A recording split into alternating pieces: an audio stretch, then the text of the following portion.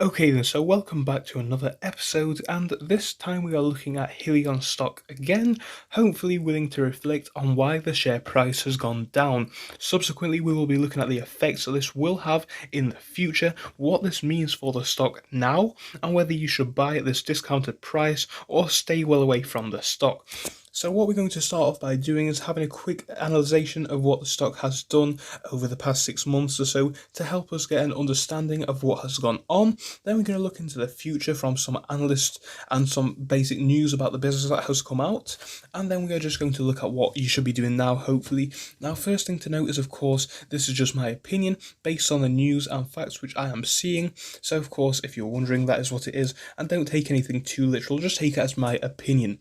Second thing, I would appreciate it if you could just subscribe. You can see we just need about 30, so 30 if you guys could just subscribe, it would be massively appreciated. Then we are halfway to 1,000. Massive thank you for that. It's completely free, so please do it. Another thing which is completely free is to join the Discord. So now we have a Discord server to talk about stocks, link in the description.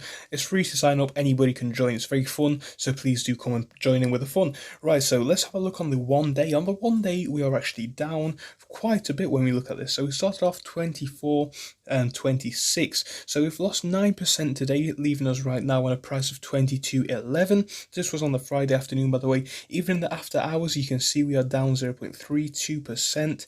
Out of 5 day though, we are still looking quite red. So we started off on 26.75.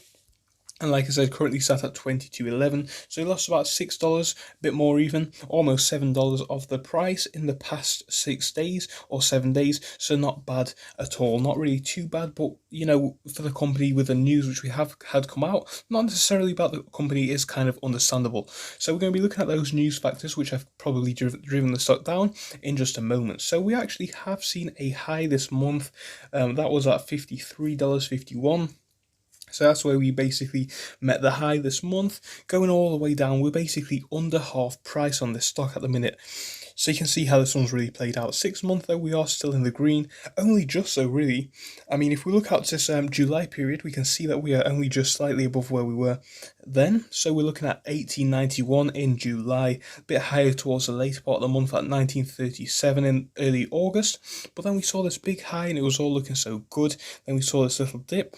We actually did see a recovery from that and it looked all great again, and then we basically just went down to where we are now and didn't even come back. So that's what we're sitting at now.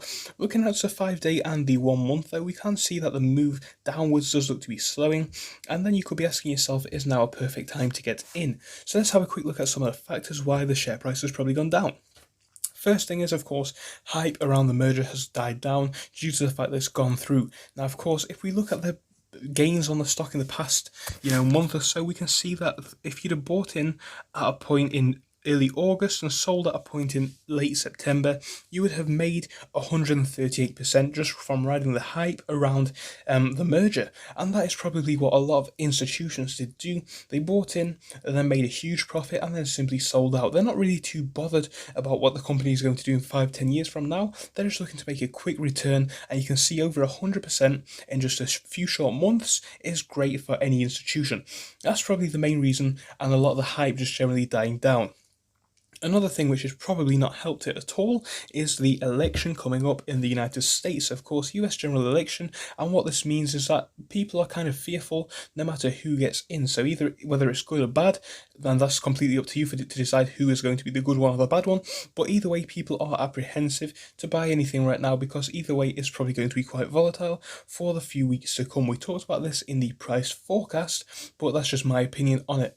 Last thing is probably the fact about Nikola. So obviously Nikola with their fraud, people are probably quite apprehensive to invest in these small startup companies, and they're probably quite nervous, and I think Nikola is quite a big contributing factor to that. So that's probably one of the reasons why the share price has been driven down too, in my opinion. Right then, so let's have a quick look into the future. I've got this article here from I think it is bizjournals.com. So you can see here, as electric vehicle sales take off, HYLIION prepares to ramp up production after going public. So 1 million revenue, but this is basically predicted to increase to 344 million by 2022. Very interesting. You can see that is a huge growth. That's 344 times increase if it does go through, and of course that will have an impact on all corners of the business. So we can potentially see great things coming for that, and that should probably impact the price of the stock as well. Another thing which I'm going to be talking about in another video later in the week, probably tomorrow if not Monday, is the fact that this company already has their products out now, not necessarily their actual own truck.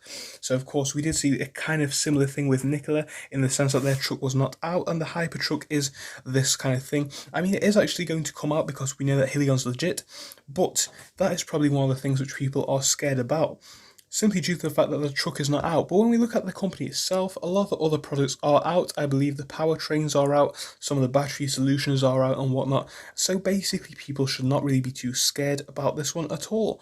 But that's just what I think about the company. So I think a lot of the reason why the price has dropped is because of apprehension, fear, and just, uncertainty regarding the situation at the minute. So I think a lot of this has got to do with no stimulus from the government in the United States, another election, and just things like that. So of course, if you enjoyed the video, feel free to leave a like and subscribe. Hope you did. If there's anything I could do to improve, or if you have a different opinion, come and tell us on Discord. Thank you for your time. Goodbye.